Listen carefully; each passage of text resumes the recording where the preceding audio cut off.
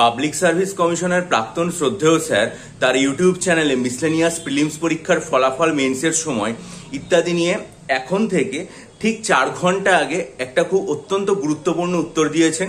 তিনি তার চ্যানেলে এই যে পরীক্ষার্থীদের আর কি দ্বিধাদ্বন্দ্ব এবং মনের উৎকণ্ঠা নিরসন করার জন্য এই যে উত্তরগুলো দিয়ে থাকেন, তার জন্য এই চ্যানেলের তরফ থেকে তাকে অনেক শ্রদ্ধা এবং প্রণাম।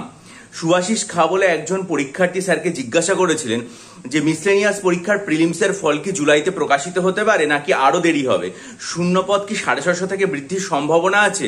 স্যার এখন থেকে 4 ঘন্টা আগে যে উত্তরটা দিয়েছেন সেটা হচ্ছে জুলাইয়ের শেষ নাগাদ এই ফলাফল আলোচনা আশা করতে পারেন। অগস্টে গড়াবে কিনা সেটা এখনই বলা যাচ্ছে না, তবে শূন্যপদের সংখ্যাও একই রকম ধরে থাকতে পারেন, অর্থাৎ 650 শূন্যপদ থাকবে, সেটা এখান থেকে মোটামুটি স্পষ্ট। আর একজন পরীক্ষার্থী সৌরভ তরফদার তার প্রশ্নের উত্তরে স্যার ঠিক এখন থেকে 4 ঘন্টা আগে তার চ্যানেলেই উত্তর দিয়েছেন কমেন্ট সেকশনে, ইউটিউব চ্যানেলে। সেটা হচ্ছে মেন পরীক্ষা অগস্টের আগে নয়, এই মুহূর্তে এর থেকে বেশি কিছু বলা যাচ্ছে না।